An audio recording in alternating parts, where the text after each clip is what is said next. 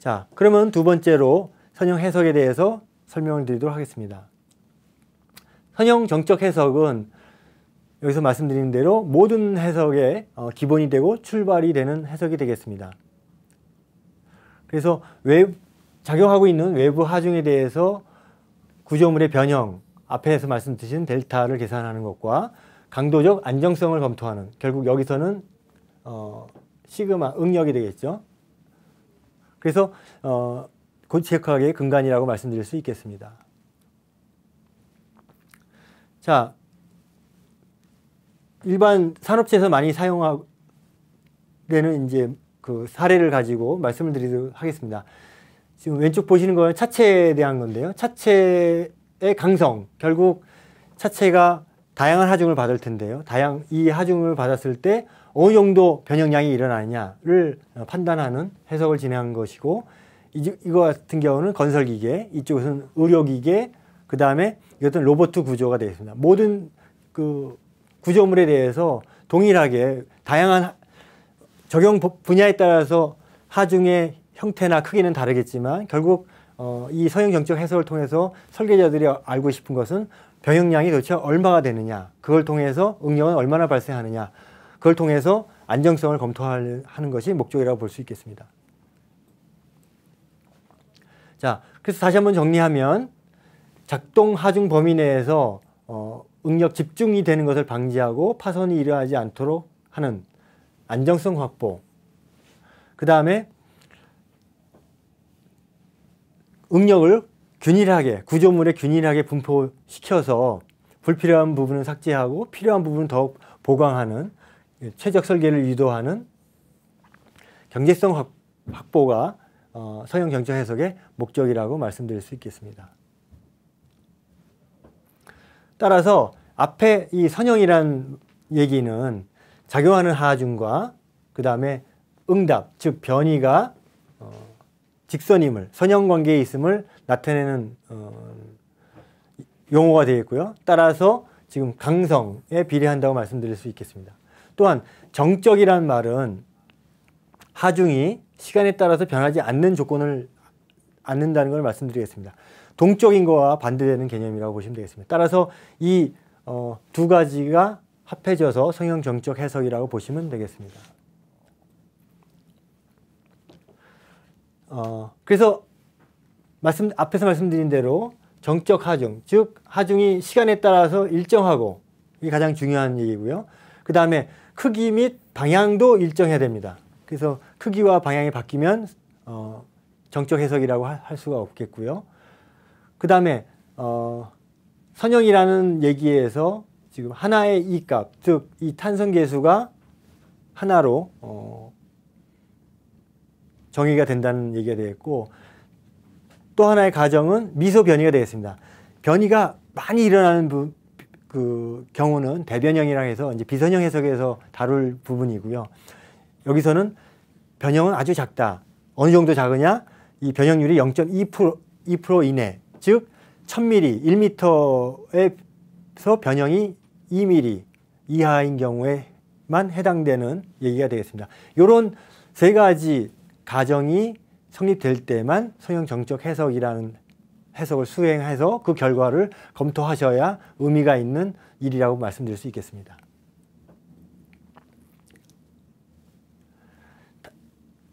그래서 여기서 이제 주요 선형 정적 해석의 특징이 선형성인데요. 이 선형성이라는 게 결국은 뭐 식으로 나타내면 1차식이 되겠죠. 이렇게 y는 ax = b로 표현할 수 있고, 입력이 x일 때 y가 출력임을 나타낼 수 있겠습니다. 따라서 지금과 같이 x1에서 출력이 y1, x2의 인풋에서 출력이 y2일 때 각각의 조합, 입력의 조합은 결국 출력의 조합과 같은 성질을 우리가 수학적으로 증명할 수가 있습니다. 이러한 성질을 저희가 중첩의 원리라고 얘기하는데 슈퍼포지션이라고 말씀드리는데요. 이러한 슈퍼포지션을 이용하면 하중 크기와 변화에 대해서 다시 해석할 필요 없이 바로 비례식으로 우리가 결과를 얻어낼 수 있는 장점이 있습니다. 무슨 말씀이냐면 지금 하중이 10일 때 한번 해석을 했습니다. 성형경적 해석을. 그러면 하중을 2배를 눌린 20에 대해서는 저희가 또 해석을 할 필요가 없다는 말씀이 되겠습니다. 10에서 나온 결과, 즉 그때의 변이가 6이고 응력이 8이라고 가정을 하면 이때의 결과를 그냥 2배를 해주면 하중이 2배 됐을 때의 결과와 동일하다는 것을 의미하게 되겠습니다. 그게 중첩의 원리의 가장 기본이 되겠습니다. 자, 그러면 그러한 이제 해석 결과를 어떻게 파악해 볼 수 있느냐 말씀드리도록 하겠습니다. 기본적으로 위에 4가지 이 형상, 그 다음에 재료, 이것은 설계자 여러분들이 설계를 하신 부분이 되겠고요. 그 다음에 경계 조건이나 이 설계 대상물이 어떻게 지지가 되고 있느냐의 문제, 그 다음에 어떠한 하중이 인장이냐, 압축이냐, 굽힘이냐 등 다양한 하중 조건이 입력으로 들어오면 저희가 성형 전적 해석에서 계산하는 것은 이 변이가 되겠습니다. D. 그래서 저희가 이거를 1차 거동이라고 얘기하고 있고요. 이런 1차 거동을 의 변형률, 즉 저희가 앞에서 변형률을 원래 길이분의 늘어난 길이라고 말씀드렸었는데 이러한 1차 거동에서 나온 변이를 이용해서 재가공한 물리량이 이제 거동 변화율이 되겠고요. 이렇게 변형률을 가지고 그 다음에 재료 상수를 곱해준 게 응력이 된다고 말씀드렸었는데 이게 이제 2차 거동이 되겠습니다. 따라서 저희가 성형 경적을 해서 구하는 것은 1차 거동만 계산을 하는 거고요. 나머지 거동 변화율이라든지 2차 거동은 전부 다 1차 거동에서 나온 변이를 가지고 계산하게 되겠습니다. 따라서 이 1차 거동인 변이가 잘못 계산이 되면 이 나머지 거동 변화율과 2차 거동도 잘못된 결과를 나타낸다는 것을 알 수가 있겠습니다. 자, 그래서 1차 거동이라는 것은 앞에서 설명드린 행렬방정식 KU=D를 직접 계산해서 구한 D 값, 결국 이제 변이가 되겠고요. 그걸 저희 상태병수라고 얘기하겠습니다. 그래서 구조물에서는 변이가 되겠고, 열 해석에서는 온도, 유동에서는 이제 속도가 대표적인 1차 거동이라고 말씀드릴 수 있겠습니다. 반면에 2차 거동은 1차 거동으로부터 후처리 작업으로 계산한 물리량을 말씀드릴 수 있겠습니다. 구조물 같은 경우는 변이를 통해서 변형률을 계산하고 그걸 통해서 응력을 계산했던 것을 말씀드렸고요. 온도 같은 경우는 이제 열 유속을 예로 들 수 있겠습니다. 반면에 이제 거동의 변화율이란 것은 1차나 2차 거동을 위치에 따른 변화 또는 시간에 따른 변화로 계산한 물리량을 말씀드릴 수 있겠습니다. 이 또한 1차 거동에서 나온 값을 이용하고 있기 때문에 1차 거동의 결과가 정확해야지만 이 변화율도 정확하다고 말씀드릴 수 있겠습니다. 그래서 지금 구조물 같은 경우에는 이제 변형률을 말씀드렸고 열 해석 같은 경우에는 온도의 9배, 공간에 따른 온도 변화를 거동의 변화율의 예로 말씀드릴 수 있겠습니다. 자, 그 다음에 이제 그 설계자 여러분들이 성형 경적을 해석한 후에 이 해석이 맞는지 검토를 하셔야 될 텐데 어떻게 하는지 말씀을 드리도록 하겠습니다. 그래서 가장 기본적인 게 이제 변형이라고 말씀드렸었는데 D값. 그래서 이 값을 이제 소프트웨어에서는 이제 이런 컨투어 플롯으로 보여주고 있는데요. 실제로 지금 많이 이제 실수를 하실 수 있는 부분이 사실은 저희가 선형 경적 해석이라고 했을 때 세 가지 가정이 있었었는데 그 중에 가장 중요한 게 미소 변이가 되겠습니다. 따라서 이 변형량이 아주 크다.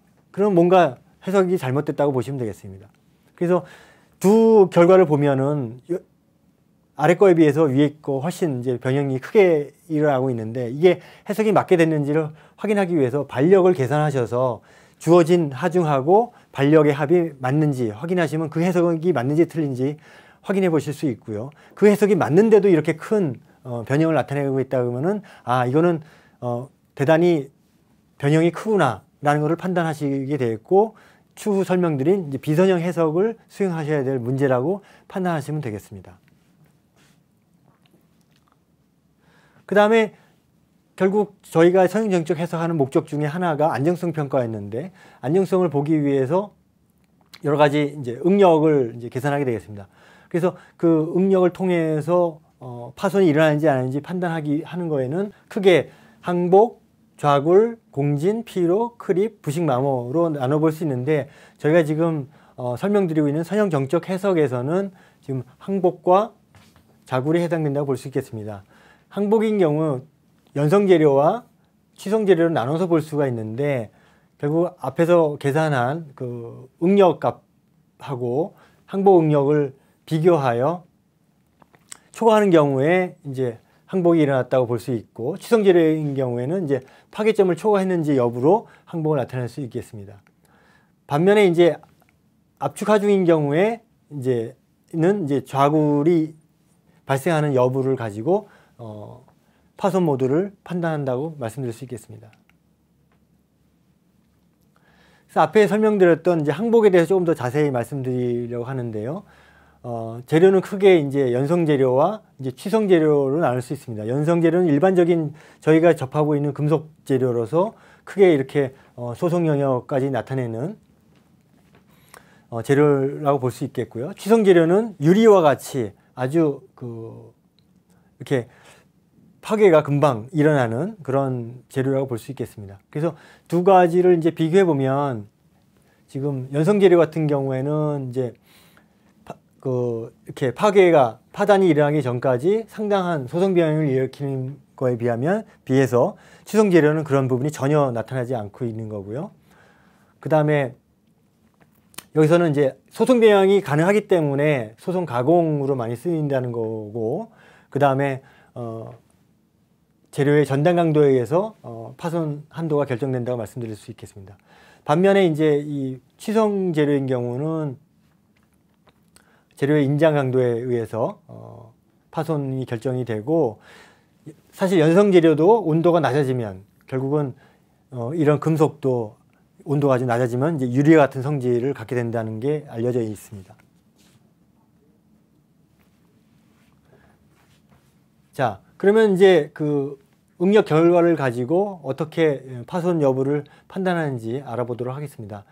일반적으로 이제 그 구조 설계에서는 이제 항복이 일어나는지 아닌지가 가장 중요한데, 실제 그 항복 강도인 경우에는 우리 인장 시험기로 실험을 해서 측정한 결과이기 때문에 단축 응력값이 되겠습니다. 근데 실제 구조물에서는 다양한 응력이 작용하게 되겠고 3차원 다축 상태가 되겠습니다. 따라서 이 두 가지를 동일하게 비교할 수가 없기 때문에 실제 구조물에서 발생하는 다축 응력을 일축 응력과 동등한 조건으로 환산해서 비교하게 되겠습니다. 그래서 그것을 이제 유효 응력이라고 얘기를 하고 있습니다. 그래서 지금 그 파손 이론과 같은 경우도 크게 연성 재료와 이제 취성 재료를 나눠서 볼 수가 있는데, 다양한 이제 실험을 통해서 파손 이론이 이제 제안이 됐었는데요. 현재 가장 많이 적용되고 있는 게 연성 재료인 경우에는 최대 비틀림 이론, 즉 폼미세스 이론이라고 얘기하는데, 앞에서 계산한 유효 응력을 계산해서 이 단순 인장 실험의 비틀림 에너지와 같으면 이제 항복이 일어난다고 얘기하는 이제 이론이 되겠습니다. 그래서 현재까지 실험 결과가 가장 잘 일치해서 많이 사용하고 있는 부분이고요. 그 다음에 그 전에 이제 최대 전단 응력 이론이라는 게 많이 사용되고 있었는데, 이것은 지금 최대 비틀림 에너지 이론보다 약간 이제 보수적으로 사용이 되고 있어서 지금 이런 용접부 같은 데서 적용을 하고 있습니다. 반면에 이제 취성 재료인 경우에는 최대 주응력 이론, 즉 최대 주응력을 계산해서 그게 이제 그 극한 강도를 넘느냐 넘지 않느냐로 이제 파손을 판단하는 이론이 되겠습니다.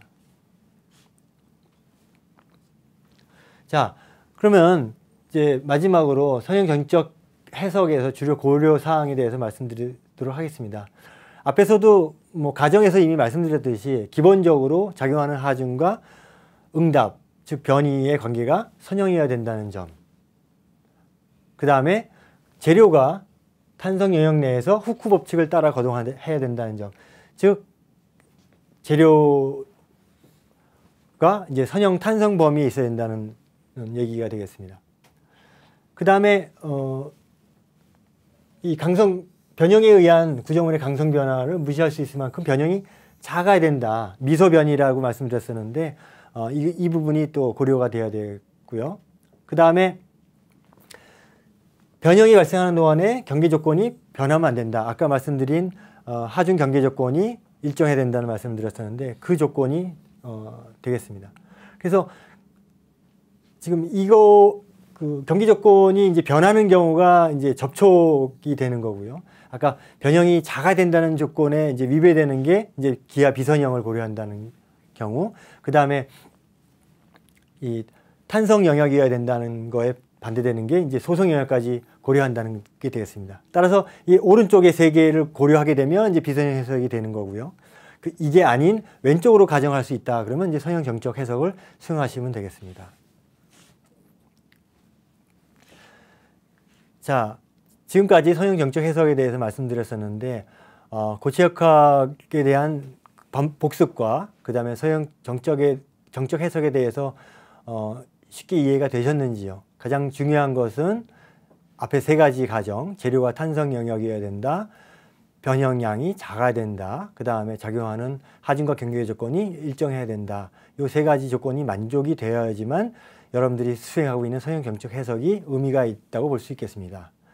만약에 이 조건에, 세 가지 조건에 하나라도 만족하지 않는다면 다음 차시에 얘기할 비선형 해석을 수행하시면 되겠습니다. 감사합니다.